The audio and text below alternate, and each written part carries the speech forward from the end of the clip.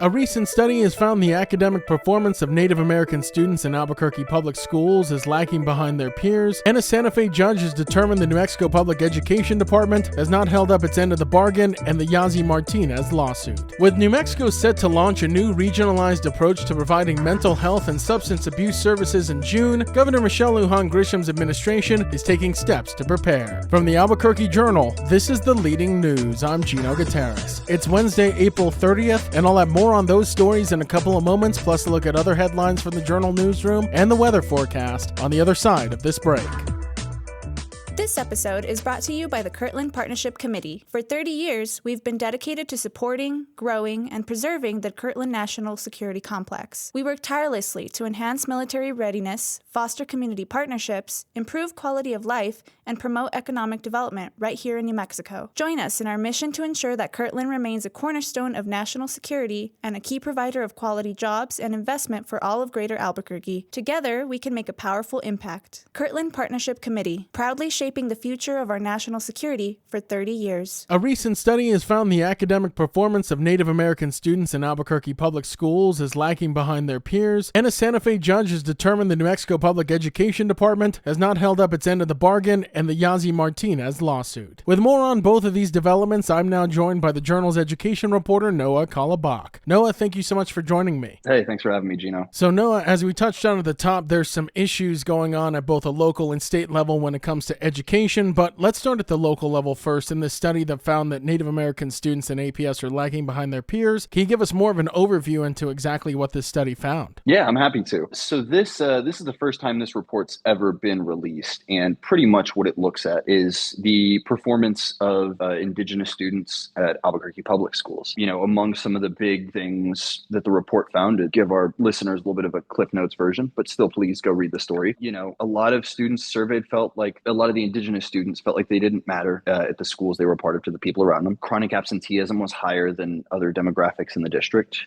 There were also, dropout rates were higher than other demographics in the district, and also academic performance kind of lagged behind the district averages. And Noah, one of the things that really stuck out to me as I was reading the story was also college readiness among the Native American students and how that was also lagging behind. Only 4% of them scored proficiency on their SAT in the mathematics section. So beyond their performance at APS, it's also having effect for future prospects for college as well. Yeah, I think those were some of the chief concerns too. When I talked to district leaders about it, college readiness is a huge thing. And of course, as we know, the way that the country's social and economic status, or the kind of jobs that people were able to get 30, 40, 50 years ago that didn't require a degree now require one. And so it seemed to alarm them. And they've said, hey, look, we're going to do more things to get these students ready for college. You have to keep in mind, this is a community that has been underserved for, pretty much the entire history of this country. And so it is, it does seem like district leadership wants to get them back in the ball game, do some really intentional things to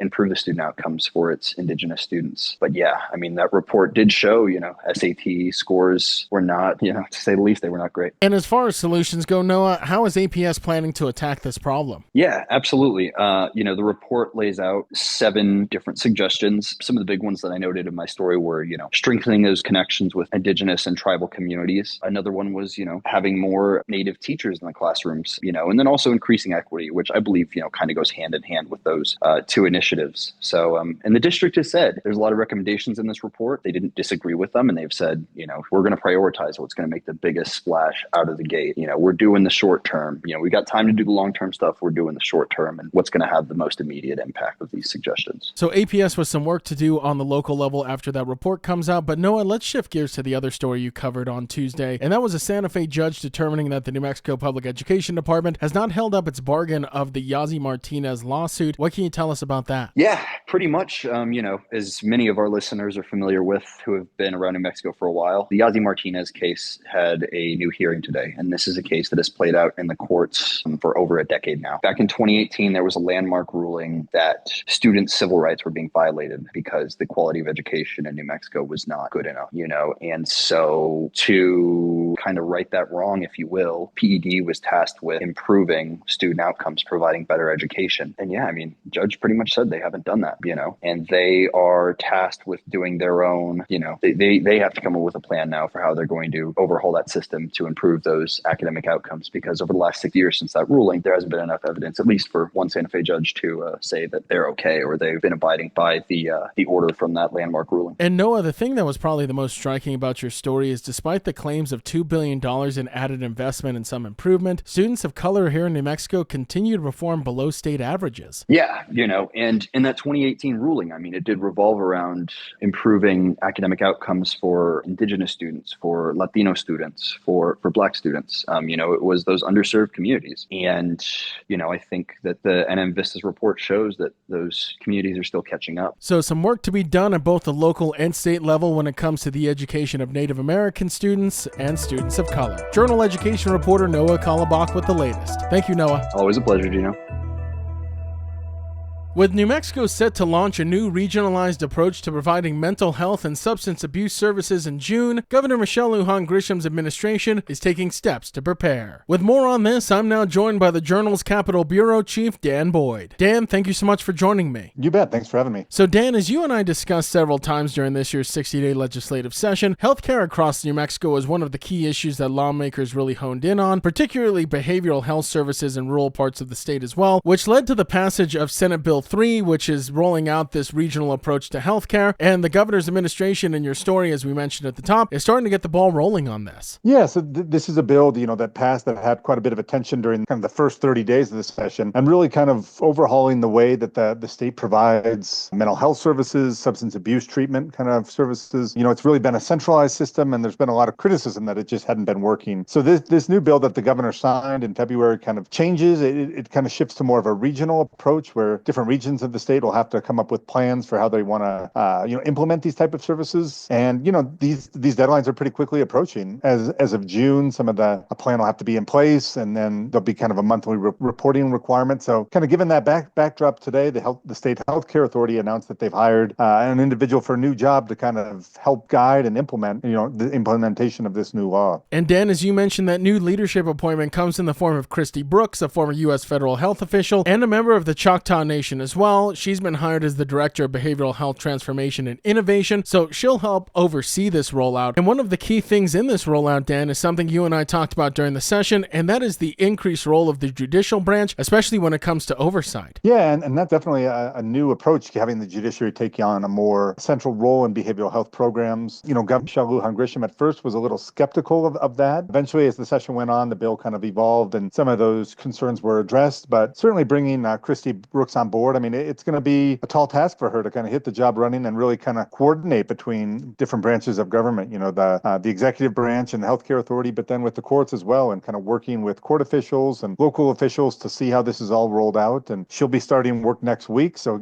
have to hit the ground pretty quick, not a lot of, time for formalities. And as far as how the state plans to foot the bill for this, Dan, it's through a behavioral health trust fund that lawmakers established with a $100 million initial appropriation in it. So that'll help get the ball rolling on this. Yeah, and this fund was created. There's been a few trust funds, like we've talked about, created for different areas. This fund will kind of spin off every year a certain amount of money, that will go toward behavioral health programs around the state. Already, the state's been spending a lot of money on these type of programs, but I think there's been the sense that there hasn't been a lot of bang for the buck. So with this new trust fund and this new approach, I mean, we'll see it. I mean, we'll see how it all plays out. It all always sounds good in theory, but now we're kind of starting to see how the state is actually going to implement this and go about it. And it'll be interesting to talk to Ms. Brooks once she gets underway and kind of see these regional plans and how different parts of the state plan to go about, meeting the requirements of this law. And Dan, you could really say this reform effort follows a decade of instability in the behavioral health system, particularly after a 2013 Medicaid funding freeze under former Governor Susana Martinez. Yeah, I mean, that's an important context to add to this. A lot of legislators, even some Republicans, really say that the damage caused by that, that situation, which froze Medicaid funding for a lot of different behavioral health providers, providers. They had to bring in some providers from Arizona, some of them who then left. That it just really destabilized, the whole behavioral health system. And at a time in New Mexico where we're dealing with a lot of drug abuse, around the state, a lot of, New Mexico has a high suicide rate. A lot of people have complained that even trying to find a provider, trying to find a counselor or a therapist is really hard, even despite all the money the state has been spending on it. So I think there's the hope that this approach will help alleviate some of that, and we'll kind of get a better system in place. But, time will tell whether it's kind of, whether it meets the needs that are out there. So the new behavioral health reform set to roll out across the state this summer, and Dan, I'm sure we'll be keeping our eyes to see exactly how it goes. Journal Capital Bureau Chief Dan Boyd with the latest. Thank you, Dan. Hey, thanks. Appreciate it.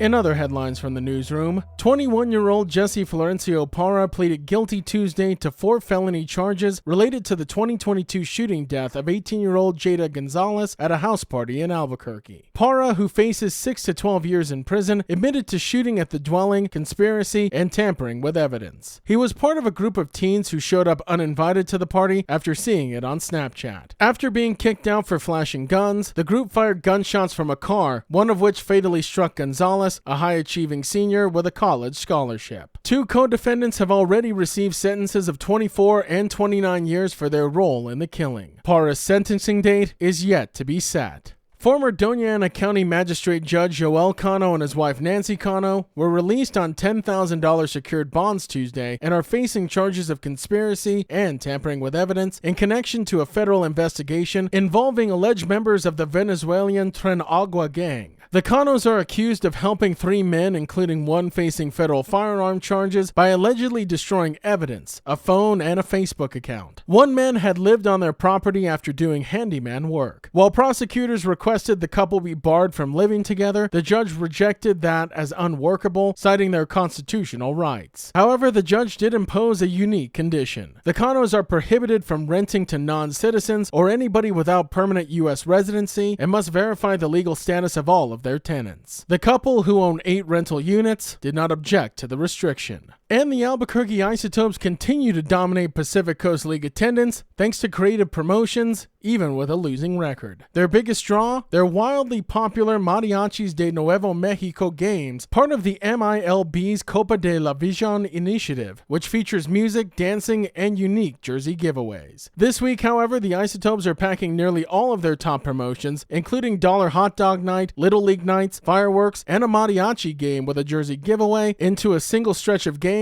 instead of spacing them out. Sunday's game is especially anticipated, featuring a Papel Picado themed mariachis jersey designed by Nicole Pasoda. Fans typically line up hours early for these games, which have become a beloved local tradition since launching in 2018. If you like hearing all of the latest news from the Albuquerque Journal here on the Leading News, consider becoming a digital subscriber to the Albuquerque Journal. You can check our show notes for a discount code on a digital subscription and keep up with all the latest news from New Mexico's leading news source. Now taking a look at Albuquerque's weather forecast. Today you can expect sunny skies with a high near 77, and as for this evening, mostly clear with a low around 46. To keep up with all the latest news from the Albuquerque Journal, you can visit our website at abqjournal.com. That's the Leading News. I'm Gino Gutierrez. We'll be back tomorrow.